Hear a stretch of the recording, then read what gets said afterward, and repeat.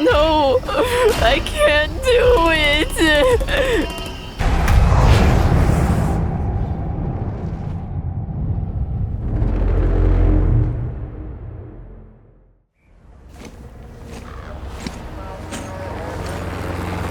Heard about the Omega unit. They were sent to study a staircase. Well, nobody came back. It's terrifying.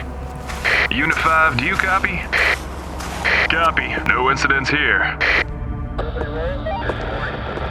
Mr. Mason, you've had enough time to come to a decision. We hope you are ready to cooperate. I don't want to have anything to do with the SCP Foundation. The things you do to people for the sake of your experiments. Mr. Mason, you have to understand, your story is very important to us. Your unique experience, the fact that you managed to survive, all helped save a lot of lives. Would you really let innocent people die? You should consider, no, you must tell us everything. Very well. If that's how you want to play it, I'll tell you everything I saw. It was my mistake. My arrogance was my undoing. I was so sure it was just fairy tales. Do you hear me? Nothing but a horror story to scare little kids. That will calm you down.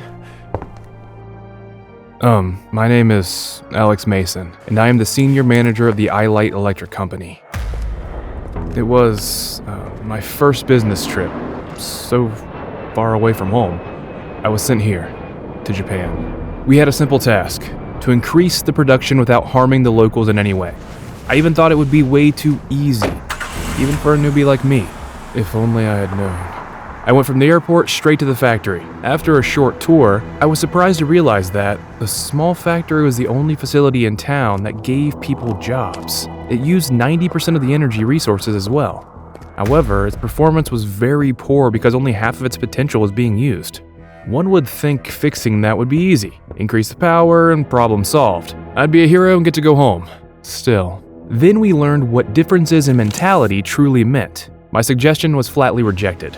I saw the faces of the director and factory workers turned white, like I had said something awful.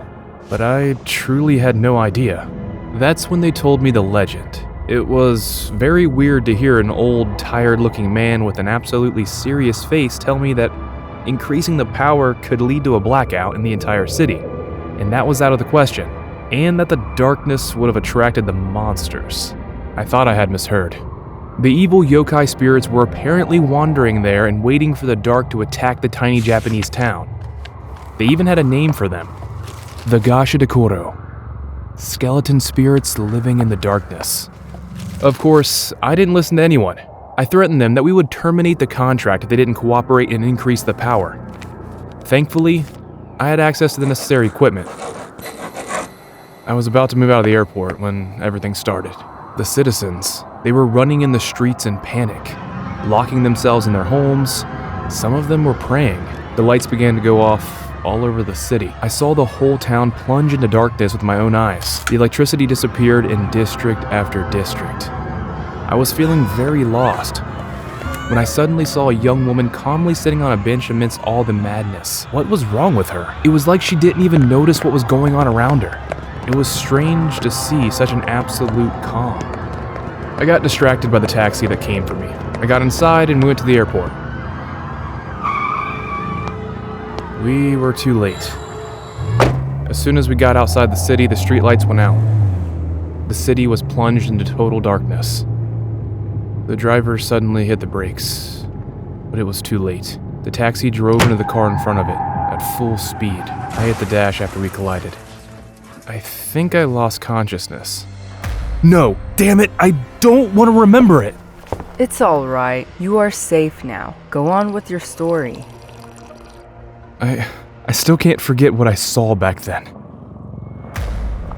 A giant skeleton was moving towards our car through the darkness. I would have thought I was insane, but the driver was seeing that as well. He jumped out of the car and ran towards the forest, screaming in terror. Although, I'm not sure the forest would have saved him. I'm not sure it was possible to hide from them at all. The skeleton reaches towards the driver and grabbed him like he was an insect, like he weighed nothing. And then I shut my eyes, but I could still hear everything. The bones crunching, screams, terror. After finishing off the poor guy, the skeleton moved towards me. Damn it, if I didn't do anything, it would have taken me next. I got into the driver's seat as fast as possible and tried to start the car.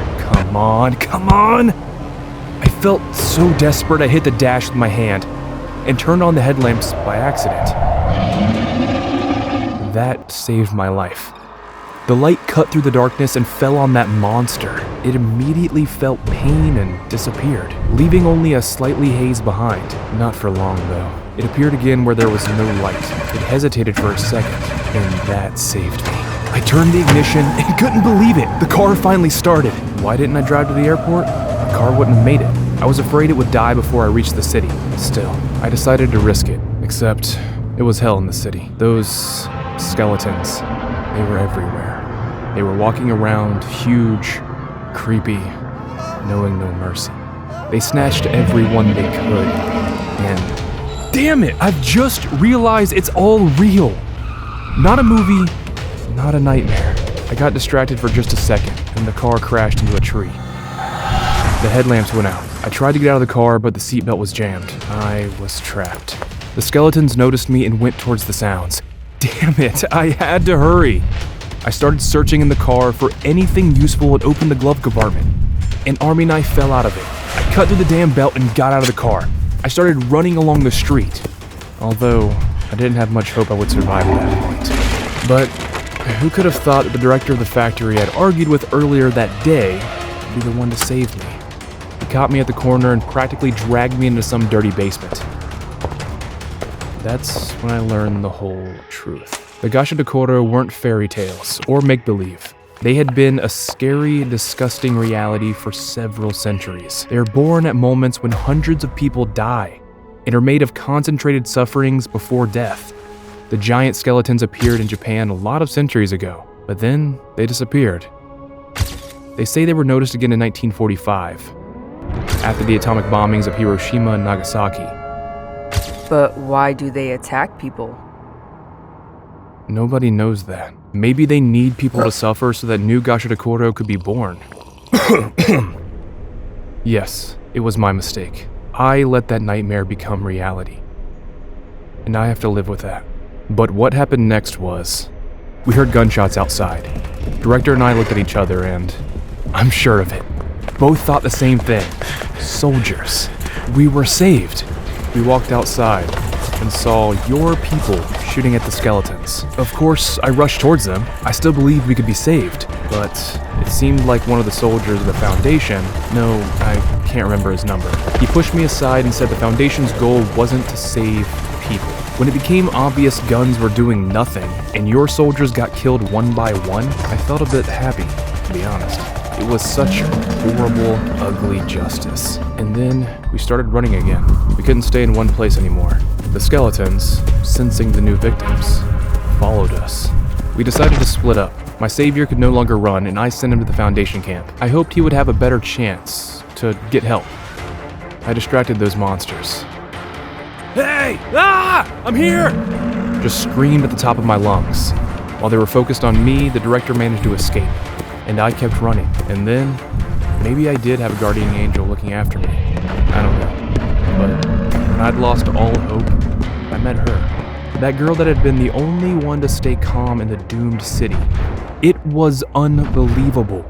She was sitting in the exact same place I'd left her several hours before that. Just calmly sitting. Like all the insanity around had nothing to do with her. I shouted that she had to leave. To hide. How was she even still alive? Why did the creatures go past her without harming her? And then, she turned her face towards me. Everything became clear to me. I don't see them, and they don't see me.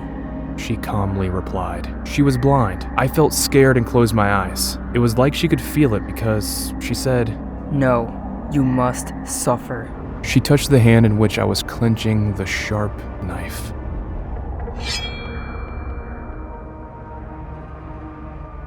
And what did you do? What do you think? That's how I survived. The skeletons simply didn't notice me. That's horrible. Oh, really? Your foundation has no problem sacrificing people to study those creatures. That's what's horrible. How many of your employees have died already? But their suffering hadn't been in vain. They will be reborn as new Gashadokuro and come for you. Well, you won't be so happy about it soon enough. What? No! Get your hands off me! I found out everything I needed. You will get an amnestic and lose your most recent memories. No! I've told you everything! Why are you doing this? Mr. Mason, you said it yourself. We don't value human lives. What's that? What's going on? I have a surprise for you, too. Our company produces the lighting equipment for your camps, so the factory's director knows perfectly well how to turn it off. They have a camp nearby. Find it and power everything down. Get revenge for both of us. What are you willing to do to survive?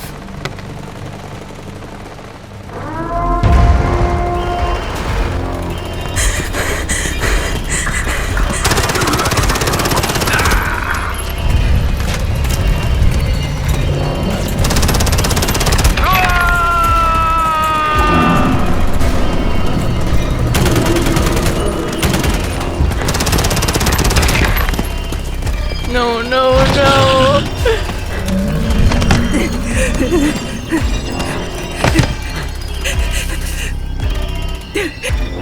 No! I can't do it!